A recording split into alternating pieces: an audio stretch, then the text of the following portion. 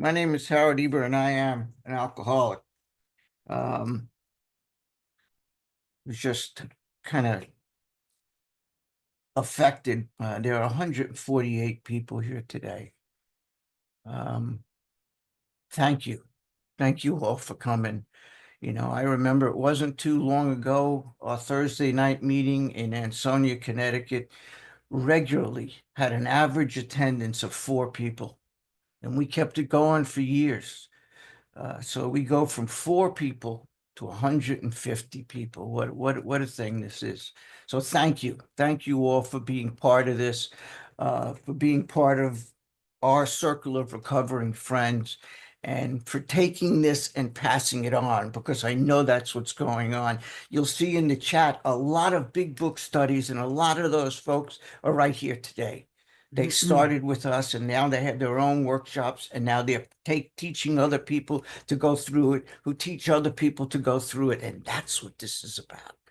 That's how we build a fellowship about us, not by going to meetings and sitting next to the same jamoke every week. It's this, getting through the book with someone who takes someone through the book, who takes you through the book. Beautiful thing. Okay. I also got a kick when Kathy read the preamble. First time I heard the preamble read, the area where it says no fees or dues, if you don't pronounce it correctly, I had the same thought. yeah, to someone like me and with an accent like Kathy's, it sounds like no fleas or Jews allowed. And that's what I heard when I first came here. And I stayed around nonetheless.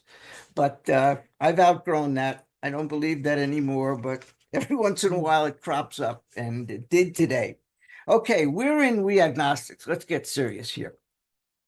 We have talked about the problem. We've gotten our prescription, our diagnosis in the earlier chapters. In the doctor's opinion, we found we have a threefold malady of a spiritual malady that keeps us restless and irritable and discontented, that keeps us hypersensitive, overly critical. I was a raw nerve. Everything hurt. I took captives. I was not a pleasant person to be around. And I kept thinking of the relative ease, the sense, not real, the sense of ease and comfort I can get by taking that first drink and drug. And even though I know what's going to happen to me, eventually my defenses break down and I give in to that thought, which has now become an obsession. And that's the mental part of my malady, the obsession. That obsession tells me I can safely take that drink or that drug, despite what my history says. I can get away with this time. This time it'll be different. So I give into that obsession. I put the chemical in my body and it triggers an allergic reaction, and I cannot stop. You see, I didn't know what an allergic reaction was until I learned it from a dictionary, and the dictionary defines allergy as an abnormal reaction to any food, substance, or chemical. The key word there is abnormal. Most normal people have a few drinks, a few hits, a few lines, or whatever is going around, and you offer them more, and at some point they're going to say, no, thank you. Either I'm getting a little nauseous, I got to take it easy, or I'm driving, so I got to take it easy. Well, they start saying some very, very strange things like, I'm right where I want to be. I don't need any more. Well, you got to drink through that, because the promised land is always about 4 or 5 drinks on the other side of that. And that's the way I always viewed it. With me, it was always about more and more and more. And if that's my reaction, to get more thirsty every time I start, then I have an abnormal reaction. I have an allergic reaction, and that's the physical part of my malady. Now, I can't do anything about the physical part of my malady, but I can treat the mental obsession and the spiritual malady. And that's what our steps are all about. To change my way of thinking so that I never lead myself into believing in a lie. The second step told us that we recognized that there was this power that could restore us to sanity, and sanity is defined as the ability to recognize the truth in any matter. So if that's sanity, then insanity was belief in the lie, and I was definitely guilty of that. So in the second step, I realized that while in the first step, I recognized I was powerless. I can't fix me. No matter how hard I try, no matter what I applied, self-knowledge, self-will, self-anything, any human, whether it's a psychiatrist or a psychologist or a treatment center or my local AA or NA or CA meeting, those things cannot keep me sober. I am in need of a power greater than myself that will allow me to do what I've not been able to do. It'll allow me to achieve the impossible. It makes the impossible possible, which is to not take that first drink of that drug. And that power has to be providential in nature. It cannot be a light bulb, because light bulbs fail, doorknobs break, meetings get stopped. I've known quite a few people who say that their higher power is their home group. And to them, I ask, how did you feel when COVID hit and you were denied access to your higher power? How did that work out for you? See, that's not a reliable higher power. It's an unreliable higher power. And we've looked at a few of those instances as we've gone along, a few unreliable higher powers. Self-knowledge, fear. Bill talked about how fear sobered him up for a bit. In the doctor's opinion, he talks about frothy emotional appeals being insufficient. They are inadequate higher powers because they will not work every time. They may work sometimes, and they did for me. Fear did.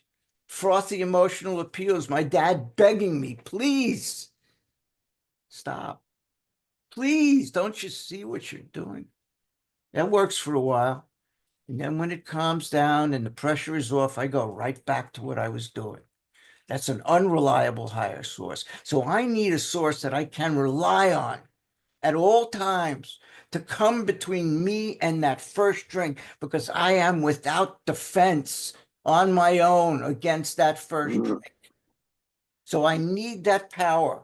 And to those of you who are new and have difficulty with the concept of a higher power, I ask, what did you think about the power that drove you here? That higher power, that destructive higher power that brought you into the rooms here. Well, if there's a higher power that could do that, there's a higher power that can do this as well. And we begin on a low level, which is not faith. When I came in, people told me, you got to have faith, got to have faith, got to have faith. Well, I didn't have any. So I wondered, well, what do you have in that bag of tricks for a guy like me? I don't have faith. Well, what I did have in abundance was hope. And I didn't realize it, but hope was belief. Faith is confidence. Faith is knowledge. Faith is surety. And I don't have that when I came in here, but I did have hope. And the book tells me on page 47 that it begins at that simpler level of hope. It doesn't begin with faith. It begins with hope. And based on that hope, which is belief, I am able to make a decision in my third step to implement a program of action that produces results. First part of the 12th step, the result, a spiritual awakening. That's my prize. That's the end result of this work. But nothing is free. And I'm being told in the second part of the 12th step, I must give it away. And that's why we're all here today. One of the things we talked about in We Agnostics, and I think this is absolutely my favorite chapter of the book. I believe it was written for me. It's so addressed to me in every possible way. But I think one of the beautiful things, the genius about We Agnostics, is it doesn't try to convince me of anything. It just gives me enough new information so that I can open my mind to the possibility, so I can ponder, so I can consider, that there just might be that power greater than myself. And that's all I have to do in the second step, is recognize I'm willing to believe. And if I'm willing to believe, I can proceed. If I'm not willing to believe, I can go nowhere in our step process. Nowhere. I don't know what I'm looking for in the third step. So I have to know what I'm looking for. And in the second step, I identify that. And one of the things I suggested for folks who are having difficulty with that is to sit. हाँ जी Excuse me, let me mute that. पहला तू चढ़ जा उत्ते It's a bomber. Where's my security people? Can you keep an eye on that, please? Okay. One of the things I suggested, I think it was last week, is sitting down with a pad and a pen and writing down the characteristics you would like your higher power to have. What would that be? If you believe your higher power is punishing, fine, write it down. But I believe it's that power is always present, is loving, is accepting, it's non-judgmental. That power has a sense of humor. That power is a Miles Davis fan, because that goes without saying. But whatever you think that power should be, I suggest you write it down, because based on that, you can now begin your approach. You now have a concept, a conception, an idea of what that power might look like. As basic and as insignificant as it may seem, you have a list of qualities.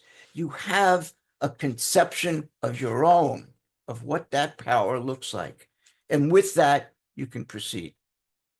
And where we are today is we're on page 46, I believe. I'm sorry, 48.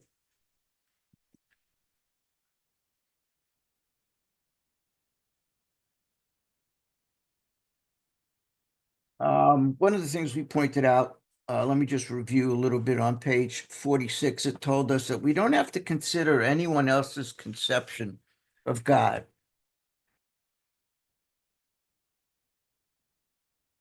Is Rachel here? Rachel, are you here? I'm sorry, I hate to interrupt, but Rachel handles our security. No, I don't think Rachel's here today. Oh, I got two other Rachels. Okay. All right. Well, we'll make do. You guys can handle it, I'm sure. Okay. Paul, Paul fit the Maureen, bouncer. everyone, yeah, huh? Paul will be a good Yeah, spiritual Paul, you'll bouncer. take care of it. You'll be our bouncer today, all right? Sorry, Paul. You gotta go change into your wife beater t-shirt though to do that. Okay. All right.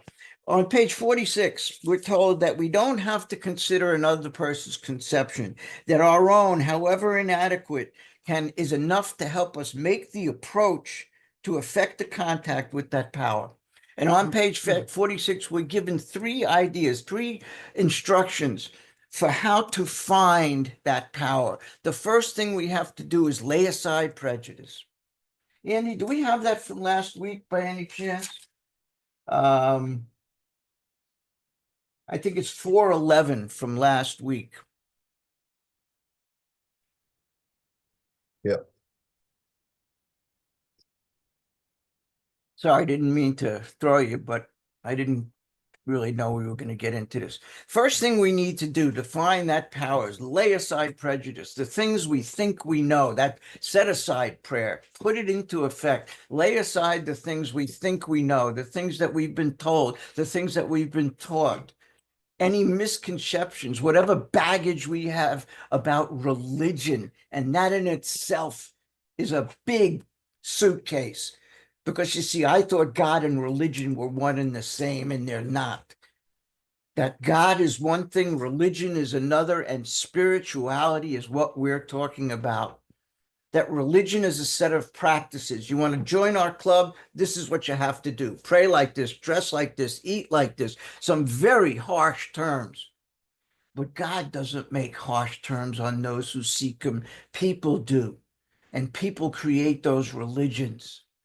So lay aside the things you think you know about religion, because we're not talking about religion. We're talking about spirituality, and spirituality is just a set of disciplines.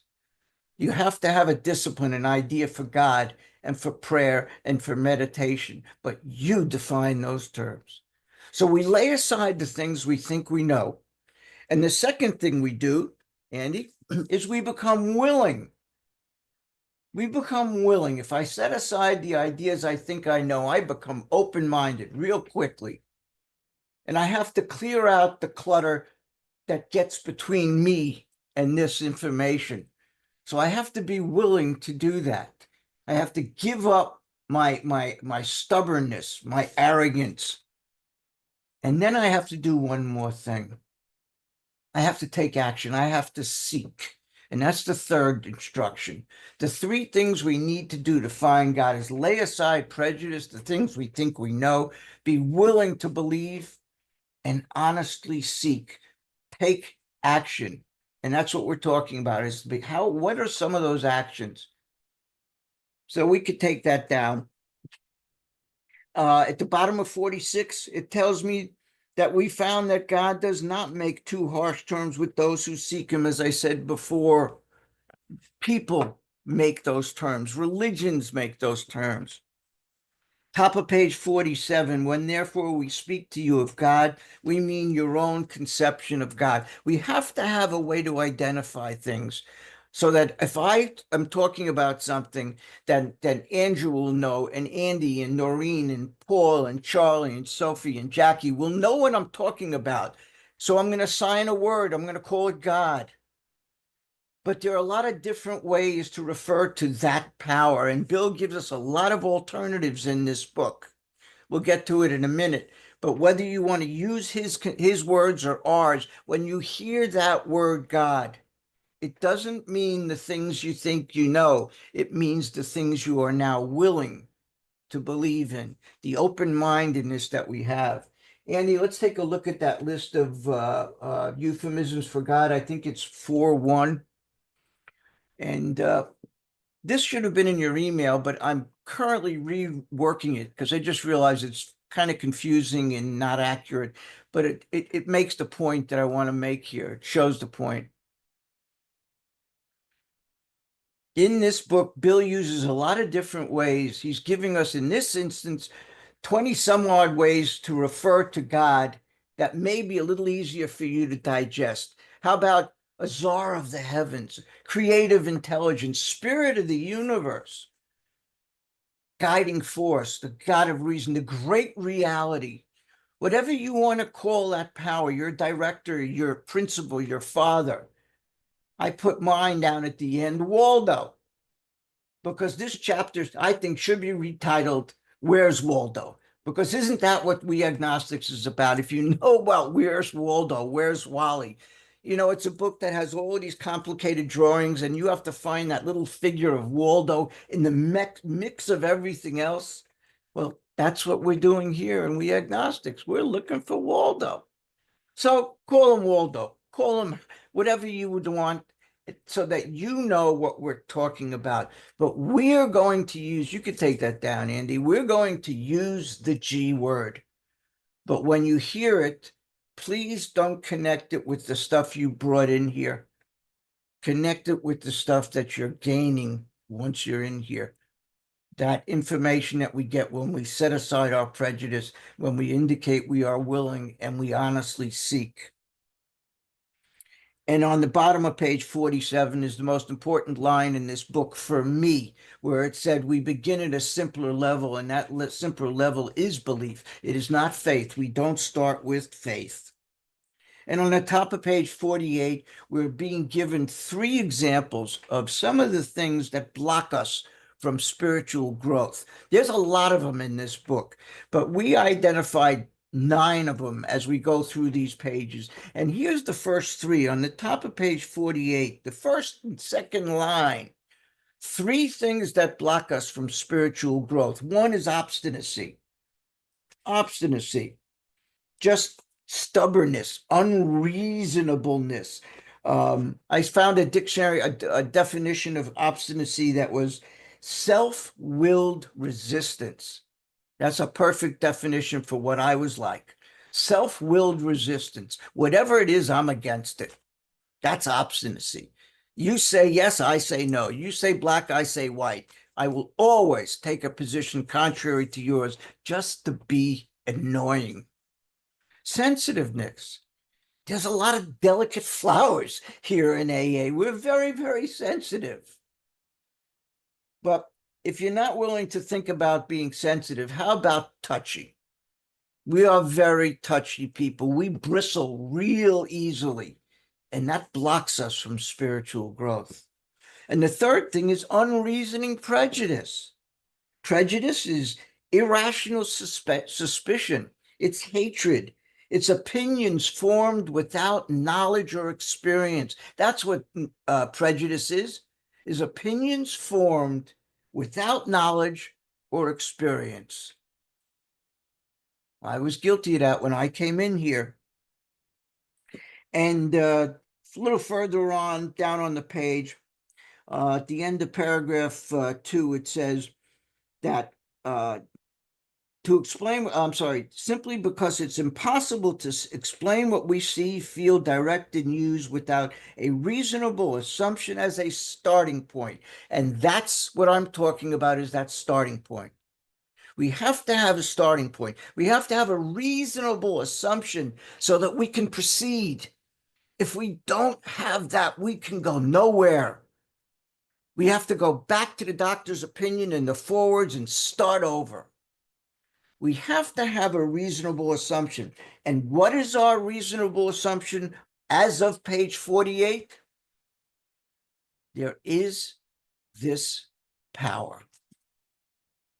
That's all. There is a power that can do for me what I couldn't do for myself, that can help me accomplish, that can accomplish the impossible. What was impossible for me is possible to my Creator. That's all I have to do, is have that as a starting point. And if I have that as a starting point, I can begin, I can proceed. And where we are is on the bottom of page 48.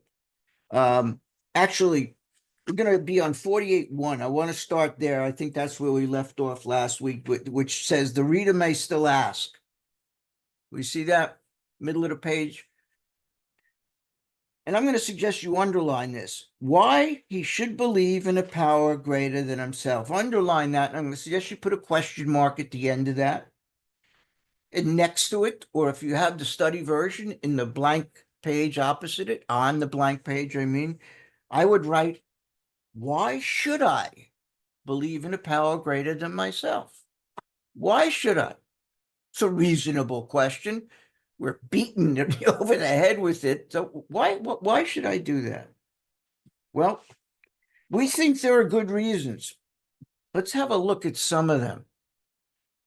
The practical individual of today is a stickler for facts and results. Yeah, we alcoholics are deep, deep thinkers. We need all of the facts and figures in front of us, because one thing we're good at is making educated decisions. We know what we're doing. So we need all of the facts and all of the figures in front of us. We're a stickler for details. And then we do the opposite. Okay. Nevertheless, the 20th century readily accepts theories of all kinds, provided they're firmly grounded in fact. We have numerous theories, for example, about electricity. I don't have to understand it, and I don't. I know electricity works. I throw that switch and the lights come on. I don't know how that works. How about this? How does this work? I type something in here and I hit send. And immediately, it shows up on Andy's screen. Across the ocean, over to London, from Florida, he gets it the second I hit send. How does that happen? How does it not bump into all of the text that you're sending at the same time? How does it not bump into the radio and television signals that are out here? How does it not get confused? I don't know how that works. I just know it does. I type a message in, I hit send, he gets it. I throw the light switch, it lights up. I don't have to understand it. I just have to know it works. And that's what this power is about. I have to give up trying to understand this power. We've got to forget that. You know, Mark Houston said, if you're looking for God, you have to be out of your mind because you don't find the power with that organ. You find the power with a different organ. It's not found here. It's found here. So let's continue. Without a reasonable assumption as the starting point. Nowadays, everybody has, oh, I'm sorry, I jumped ahead. And we have numerous theories, for example, about electricity. Everybody believes them without a murmur of doubt. Why this ready acceptance? Please highlight this last sentence simply because it's impossible to explain what we see, feel, direct, and use without, and as I mentioned before, please underline a reasonable assumption as a starting point. And we now have a reasonable assumption.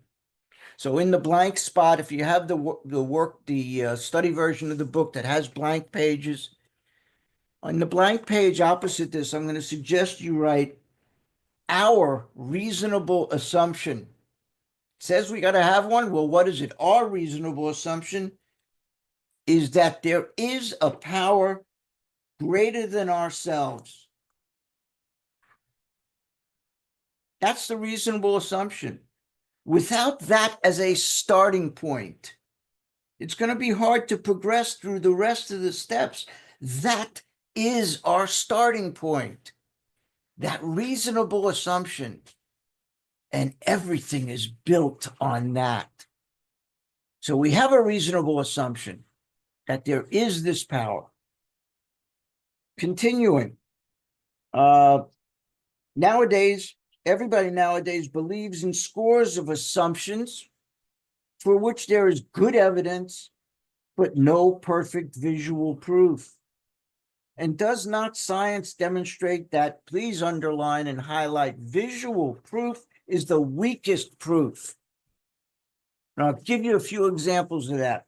Next to where it says visual proof is the weakest proof, let's write two things down. See page 35-2 and page 39-2. And let's now turn to page 35-2 and see what it is that Howard's talking about. Page 35-2. We're talking about our friend Jim. And about 1, 2, 3, 4, 5 or 6 lines down is the sentence that says he is an intelligent man. Here's the sentence, the phrase, normal so far as we can see. Visual proof is the weakest proof. Normal so far as we can see. Jim looks fine. Jim has a great war record. He's a good salesman. Everybody likes him. He's an intelligent man, and normal. Right here, what you can see is normal. Yet, he's alcoholic. Okay? Normal so far as we could see, except for a nervous disposition. In other words, he's restless and irritable and discontented. So there's an example of how visual proof is the weakest proof. Now let's look at the next example, 39-2. And if we go to 39-2, now we're talking about our friend Fred. And Fred, we know everything is great about Fred. He's a partner in a firm. His income is good. He's promising children, great personality. Everybody likes Fred. In the middle of the paragraph, if ever there was a successful man, it's Fred. Here it is. To all appearance, he is stable. There's the visual proof. On the out, he puts up a great front. Jim and Fred put up great fronts. In the case of Fred, he's putting up a great front that he's a stable, well-balanced individual, yet he's an alcoholic. So as it says, going back to page 48, visual proof is the weakest proof. All right, I'm back to page 48, 4 lines or so up from the top. Visual proof from the bottom. About 4 lines up from the bottom of the page. Visual proof is the weakest proof. It is being constantly revealed As man studies the material world, and please highlight and underline this, outward appearances are not inward reality at all. We're going to highlight that. I'm going to suggest you circle the word appearances and the word reality. And above the word appearances, write lie. That's the lie. What we see is the lie. And above reality, we're just going to write the truth. What we see is not always the truth. The reality lies beyond that. And Bill gives us an example here. He introduces us to our friend Prosy. Andy, let's take a look at Prosy.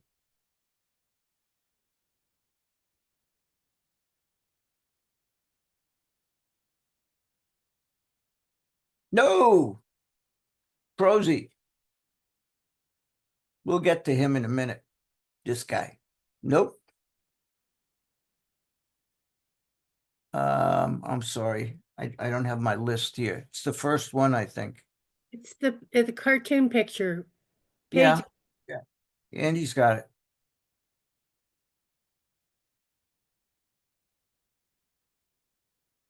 He just has to identify it in my silly notes. Prosy is a mass of electrons whirling around each other at incredible speed. The book says the prosaic steel girder. That's prosy. The prosaic steel girder. Prosaic just means ordinary, common. The common, everyday steel girder. This hunk of steel that holds up my roof, that holds up our buildings. That steel, that hunk of steel that looks like it's just the most solid thing you could possibly imagine. You try punching that, you try kicking that, try knocking your head against that.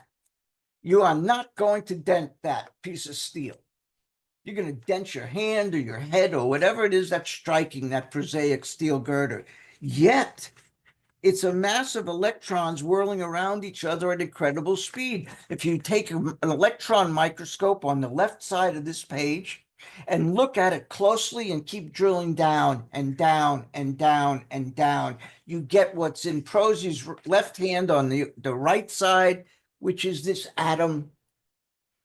Neutrons, protons, electrons, these tiny, tiny little things. You can't see that. What you see is this solid piece of hunk of steel. But the inward reality is it's all these tiny little things whirling around like crazy.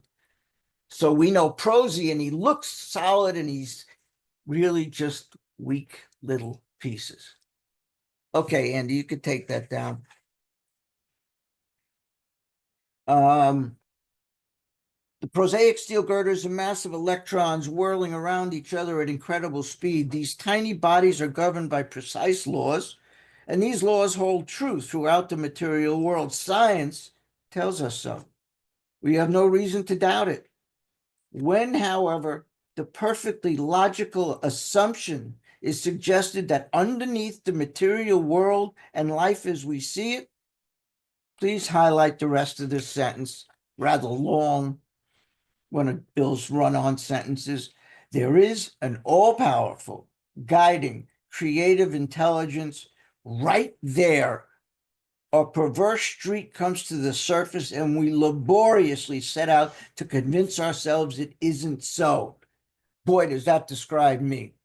I laboriously set out to prove whatever it is you're saying isn't so. Laborious is something I do with great effort. It's done with great determination, with great effort, with great difficulty. So I'm putting a lot of effort into this. And please notice that Bill has capitalized certain words here. And these are some of those euphemisms that we're talking about. Words for God, synonyms. Not synonyms or synonyms, synonyms. Words for powerful, guiding, creative intelligence. We're talking filet mignon. We're talking about, once again, God. Call him Waldo, call them creative intelligence. We're talking about the G word. We read wordy books and indulge in windy arguments. Yeah, windy arguments. We're all full of hot air. That's what that tells me. I'm full of hot air. Thinking we believe this universe needs no God to explain it. Were our contentions true? Contentions are just theories. Were our theories true? It would follow that life originated out of nothing, means nothing, heads nowhere. That is the opposite of hope. He just described the anti-hope, the opposite of what we feel, of how we feel.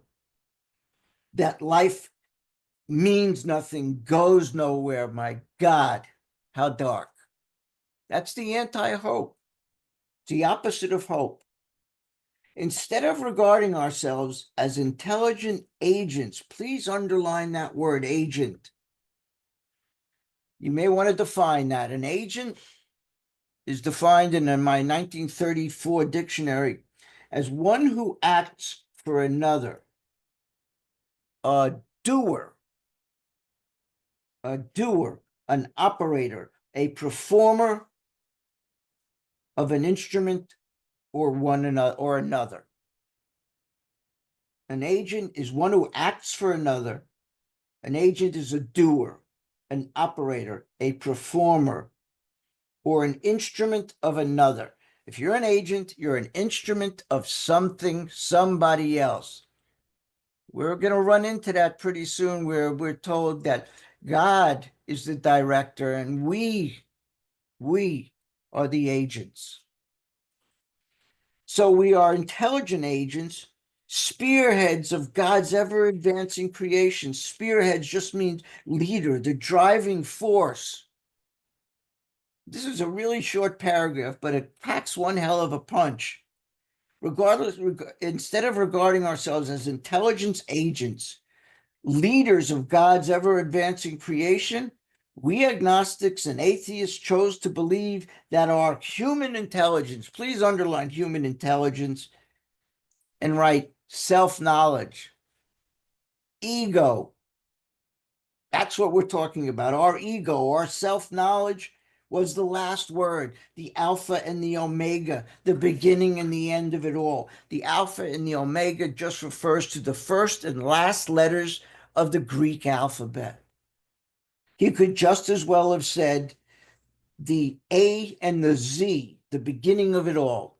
In English, A to Z. In Greek, alpha to omega.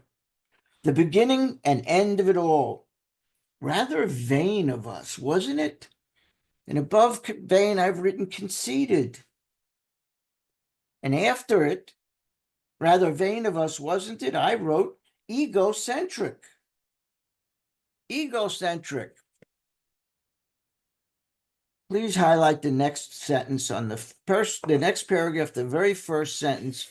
We who have traveled this dubious path beg you to lay aside prejudice even against organized religion.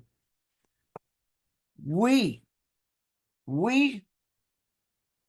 who have these objections that he just described in the previous paragraph, those of us who laboriously set out to prove that there wasn't a God, etc.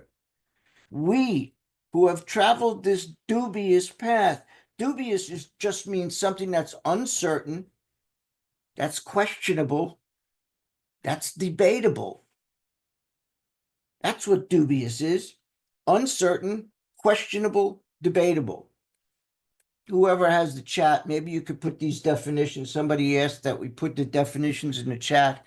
Maybe we could do that. Whoever has the chat. I think Susan, you got it? Okay, thank you. If you don't mind doing it. Where was I? Oh, who have traveled this dubious path, we beg you. That word beg is only used twice in this book. Here's the first one, and I'll tell you the other one in a minute. We beg you to lay aside prejudice. And again, What is laying aside prejudice? It's the first thing we have to do when we are looking to find our creator. We have to lay aside the things we think we know. And it's so important that he doesn't say we ask you to do it. We beg you to do it. And we beg in only one other way in this book. So next to beg, you may want to write, see page 58-3 for the second reference of begging in this book. I love connecting the dots in this book. And that's what we're doing. We're going to connect the dots. We're going to look at page 58, paragraph 3, at the bottom of the page. At some of these we balked. We thought we could find an easier, softer way. But with all of the earnestness at our command, we beg you to be fearless and thorough from the very start. So we're begging you in two places. And basically, it's the same thing over and over. We beg of you to lay aside the things you think you know, and we beg of you to be fearless and thorough from the very start, which is to lay aside the things you know and be open to the things you don't. Be thorough and honest. Lay aside the things you think you know. Those are the two references to beg in the book. All right, let's get back to the first one on page 49. Beg you to lay aside prejudice, even against organized religion. And I mentioned this the other week, and I finally got around to doing it. Andy, if you can give me the 4-3, the page on organized religion, because throughout this book, Bill is changing his position in a way about organized religion. We'll put it up in a moment. He began on page 10 with telling us, with ministers in the world's religions, I parted right there. When they talked of a God personal to me who was love, superhuman strength, and direction, I became irritated and my mind slammed shut. So on page 10, he's telling us that when it comes to religion, slam shut. And then he starts to open his mind a bit. On page 11, he tells us, Christ, I conceded the certainty of a great man, not too closely followed by those who claimed him, the people who made a religion of his teachings, his moral teaching. And I love the fact that Bill used the word teaching, because Jesus wasn't preaching, he was teaching. He wasn't starting a religion, he was starting a school. His moral teaching, most excellent. For myself, I adopted those parts which seemed convenient and not too difficult. The rest I disregarded. And then later on that same page, he said, I honestly doubted whether on balance religions of mankind had done any good. And then by page 28, he says, not all of us join religious bodies, but most of us favor such memberships. And here we just ran into, some of us have been violently anti-religious, but as we just read, we who have traveled this dubious path beg you to lay aside prejudice, even against organized religion. And you know what happens then? Let's see the bottom of that, Andy. We are quick to see where religious people are right. Make use of what they offer. How's that for a change? From going from I part with religions and my mind slammed shut to pointing out that some of the things that these people say may be right. Make use of what they offer. It doesn't say accept everything they say. Make use of what they offer. See where they're right. I always saw where they was wrong, where they were wrong. I never considered looking at what they might be right about. And a lot of people of faith know what life is about. They seem to have a real good idea about things. And all I do is poke fun, and my way of doing things only brought me here. So that's just an idea of what the book has to say about organized religion. It's in your emails. If you didn't get it, just drop me a line at thebigbookstudy@aol.com and ask for the organized religion sheet. Or better yet, get your name on the email list and we'll get it to you along with everything else. Okay, we're getting back to page 49. We beg you to lay aside religion, even against lay aside prejudice, even against organized religion. We've learned that whatever the human frailties, please underline those two words, human frailties, because it's humans that caused the problems. It's the carriers.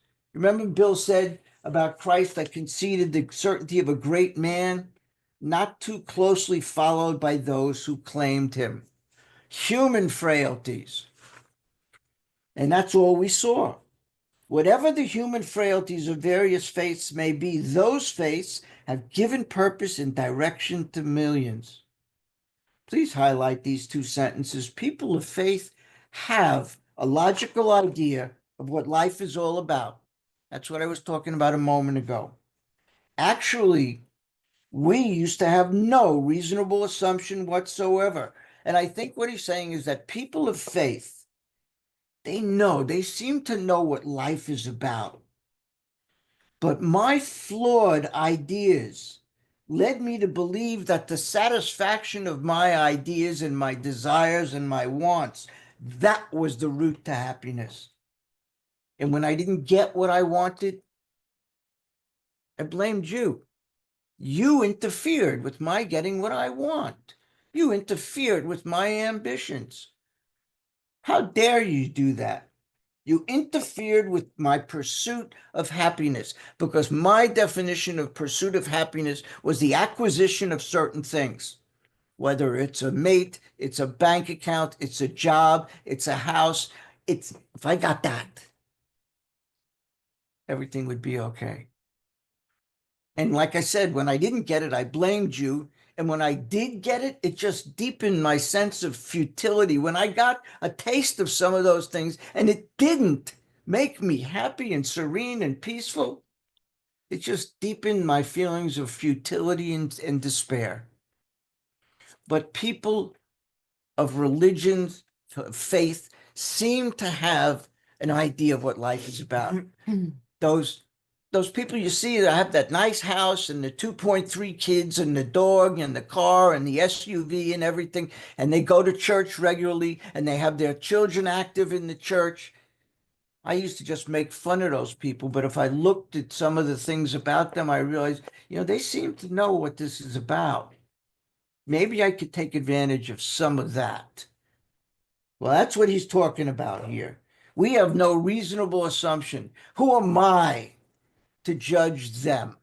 If I knew what was so right, why was my life so unmanageable?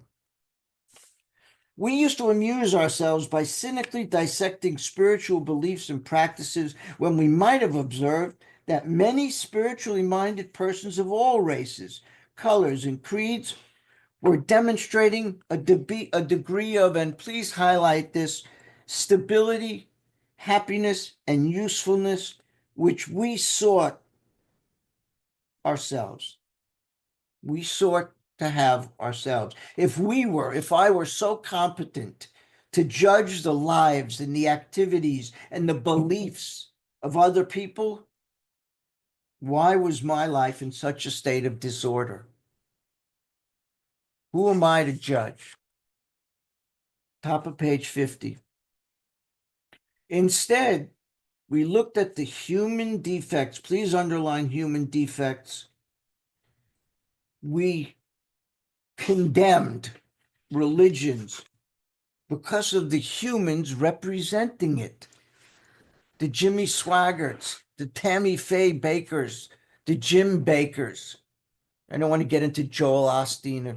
I mentioned that one time in the context of these other fake phonies and frauds, and people got upset. So we'll leave him out for now. But that's what we're talking about. We're talking about the humans who are representing these religions, and we judge the religion on that. We looked at the human defects of these people and sometimes used their shortcomings. Please underline shortcomings and above it write defects, because that's what shortcomings are, defects, as a basis of wholesale condemnation. Please underline and highlight this next sentence. We talked of intolerance while we were intolerant ourselves. And next to that, I've written, ouch, with a couple of exclamation points, because that hurt. That hit home. We talked of intolerance while we were intolerant ourselves. Ow. Ouch. We missed the reality and the beauty of the forest because we were diverted by the ugliness of some of its trees. Please highlight this sentence. We never gave the spiritual life. Please underline or circle that word spiritual. That spiritual light side of life of fair hearing. We were closed-minded. We were prejudiced. One of my favorite sentences in this book about the beauty of the forest. Yeah, Because we were diverted by the ugliness of trees. It's like I see those people, but I don't see where they're pointing me to. I'm Mhm. seeing I'm seeing them. I'm not seeing where they're pointing me to, which is this God. Right? that is so true. That is It's so like true. don't shoot the, what is it like? It's the message, not the messenger. Yeah, Yeah. yeah. Don't shoot the messenger. Okay, we never gave the spiritual, and again, I suggested you emphasize that word spiritual because we're not talking about religion. We're talking about spiritual. We're talking about one thing that we seem to condemn is religion, when we should be able to see the spiritual aspects of every religion. And I had to learn the hard way that every religion, I believe, my beliefs, every religion has at its core the same moral values. Mm. Practicing tolerance, compassion, patience, humility, forgiveness, love, goodwill. Isn't that at the heart of every religion? I don't care if it's Buddhism, Judaism, Catholicism, whatever ism it is. We're all the same. It's what people have made of those things that we find fault with. But at its core, that's the spirituality of all of these religions, those morals, those values. Nothing bad happened to you when you went to the church, right? Yeah, nothing Even bad when you happens. said Our Father, nothing bad happens. Right. I didn't get struck by lightning when I went into a church. I know many times I've spoken from podiums in churches, That's and I right. never got struck by lightning. And there's a cross behind. Even when I'm talking with crosses all around me, and they're all like, Jew, Jew, Jew, get him, lightning strike. Never happened. Never happened. Okay. This next sentence, please highlight this. This is such an important sentence.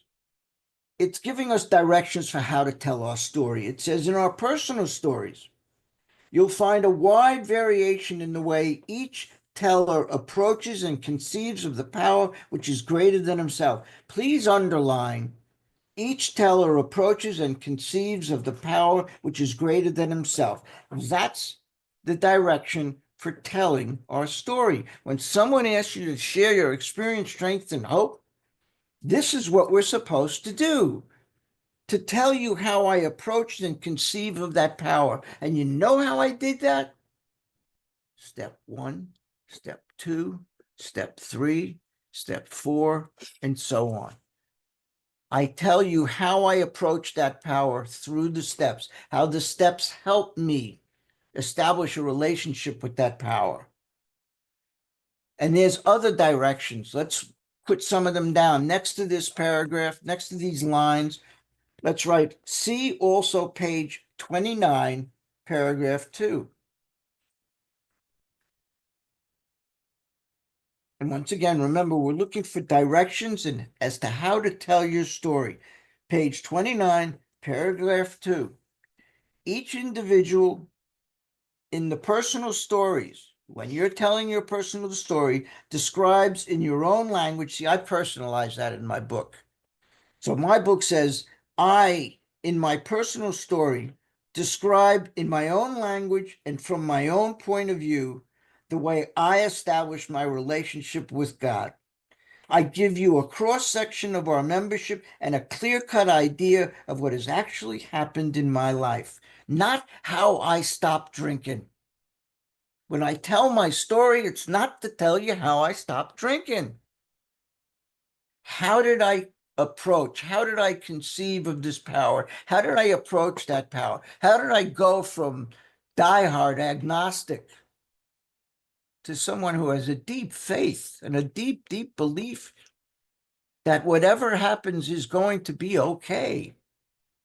See, I lived my whole life run by fear, and I didn't realize that fear is faith turned inside out. Fear is faith that what you don't want to happen is going to happen, that the wrong thing is going to happen, that what you don't want is what's going to happen. The complete opposite of whatever it is, it'll be okay because God has handled it and it's the way it's supposed to be. That things are okay because they're in the hands of my Father. And my Father was the greatest. When he was handling things, it was okay. And that's what we're talking about with our belief, their faith in God. So when we tell our story, how did we do that? How were we able to come to believe in that power? How do we start out? And then we make a decision to pursue that power, even though we don't know very much about it. We know it exists. We got an idea of what it looks like on that piece of paper. So now I'm going out in the third step to make a decision. I'm going to find that power. 4, 5, 6, 7, 8, 9, 10, and 11. And what do you know? Beginning of step 12, I have found that power. And that power has done for me what I couldn't do for myself. That power has made the impossible possible. All right, let's get back to where we were on page 50. So each teller approaches and conceives of the power which is greater than himself. Again, how to tell your story. Remember those two sections, please. We often go to page 58, to what it was like and how it changed. I think this is better advice than that. Whether we agree with a particular approach or conception seems to make little difference. Experience, please underline that word. Experience has taught us that these are matters with which, for our purpose, we need not be worried. It doesn't matter how you got there. How did you come to believe? Doesn't matter. We all come through different paths. But somehow we found a way. And that's what we need to tell the newcomer, the one who thinks the way we used to think. That power doesn't exist, or that power is harmful, or that power is, you fill in the blank. We need to let that person know it doesn't matter how you get here. You have to get here. So experiences taught us these are matters for which our purpose need not be worried. For our purpose, we need not be worried. Please highlight this last sentence. They are questions for each individual to settle for himself. And in the blank area opposite that, please write, what is your concept of a higher power? What is your concept of a higher power? Remember, Bill has told us every one of the first 100 have met and established that power. Every one. We have to do the same thing. One proposition, however, these men on one proposition, meaning on one idea, these men and women are strikingly agreed. And I got ahead of myself with that last sentence, but this is what he's talking about. And please highlight this in pink. These next two sentences in pink, they're promises. Every one of them, please underline that. Every one of them, not one or two. We're talking about those first 100 that we're introduced to on the very first page. We are 100 men and women who have recovered.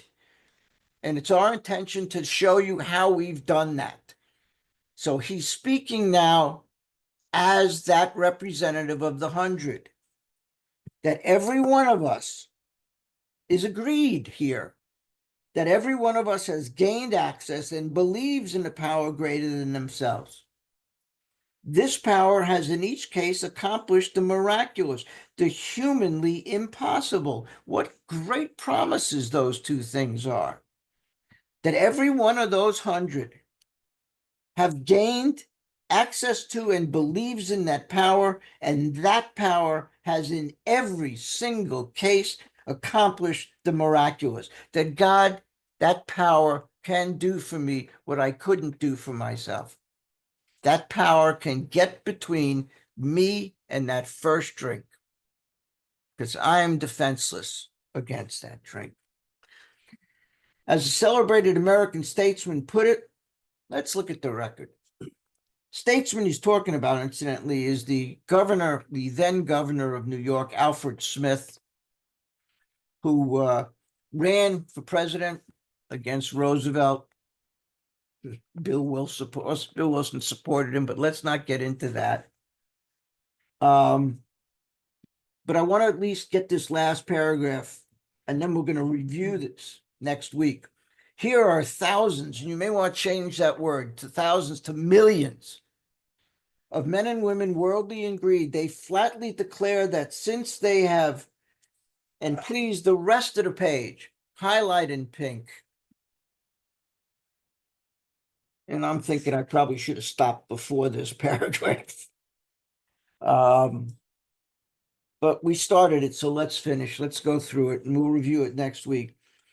How millions they flatly declare that they have come to believe in a power greater than themselves. Let's underline believe in a power greater than themselves, and above it, let's write step 2, belief. They didn't have a step 2 back when this was written, so they were just talking about what became step 2, which is believing. And once they believed, what happened? They took a certain attitude. Please underline a certain attitude, and above it, write step 3, decision. That's what a certain attitude is. It's a decision. And that's what step 3 is, a decision. It's not turning anything over. We do that in 4, 5, 6, 7, 8, and 9. In 3, we just say, I'm going to do that. That's my decision. We may take a certain attitude towards that power and, underline please, do certain simple things. Take action. Steps 4 through 9. So I come to believe, step 2, I take a certain attitude, I make a decision to pursue that power, and I do certain simple things, steps 4 through 9. I take action. Since I did that, there has been a revolutionary change. Please underline revolutionary change. And above it, steps 10, 11, and 12. In our way of living and thinking. In the face of collapse and despair, in the face of total failure of their human resources, please underline human resources, and above it write self-will. In the face of total failure of self-will, they found a new power, let's underline that, peace, let's underline that, happiness, let's underline that, and sense of direction, underline the word direction, flowed into them. And in the margin next to that sentence where it says they have a power, peace, happiness, etc., write the words, the result. So what we're being told is if we believe in step 2 and make the decision to pursue that power in step 3 and do certain things in 4 through 9, we will have a revolutionary change, a spiritual experience as a result of doing that work. Second line from the bottom, this happened soon after. Please circle that word after. After they wholeheartedly, and you may want to highlight wholeheartedly in green. Somebody pointed out to me that wholeheartedly is a must. So there's something to be said for that. So if you agree that wholeheartedly means must, highlight it in green.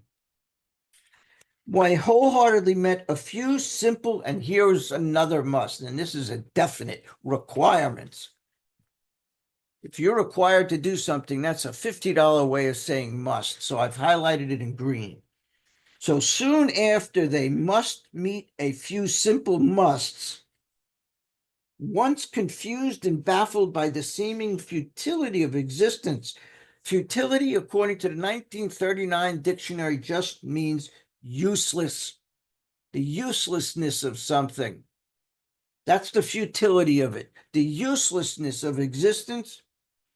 They show the underlying reasons why they're making heavy going of life. Highlight, please, heavy going of life, and above it write self-will. Please highlight this next sentence and underline the first 4 words. Leaving aside, 5 words. Leaving aside the drink question. Please underline those. They tell why living was so unsatisfactory. So Bill is stating here on page 51, finished with alcohol.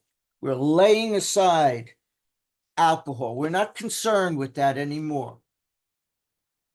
So basically, in the blank space opposite what we just wrote, we just read, you may want to write, did my life change when I stopped drinking? You see, I thought all I had to do was to stop drinking. And that somehow, some way, everything would automatically fall into place. Bill understood that. Bill in the first 100 knew we don't have a drinking problem so much as we have a sobriety problem. That's our problem. Sobriety becomes untenable, unacceptable after a while. When we're not drinking. Why is that? Why was living so unsatisfactory? We're about to learn. But we have to see that just removing alcohol from the equation doesn't solve the problem. And that's why I suggested you write that question down. Did my life change when I stopped drinking? Or did things get better? Yeah, or did things get better when I stopped drinking? Continuing, they show, and please underline that word show 2 or 3 times. They're not telling us, they're showing us. Remember back on page 1, it said the purpose of the book is to show you what we have done. And then 150 pages later, I believe it's on page 152, he says, we have shown how we got out from under. So we're being promised something in the beginning, not to tell you, but to show you how we have done it. To show how the change came over them. When many hundreds of people are able to say, and you may want to change the word hundreds to millions, because right now millions of people are able to say this. And highlight, please, the consciousness of the presence of God is today the most important fact. Please underline those 2 words, important fact of their lives. They present a powerful reason why one should have faith. That is the basis of our program, right there. That the presence of God is the most important fact of our life. And when we see people living happy, productive, useful lives, who used to live the life that we lived it, and say that that changed by the application of these 12 steps, we can't deny it. There's the visual proof. We have to ask how you did that. And that's what we're getting into.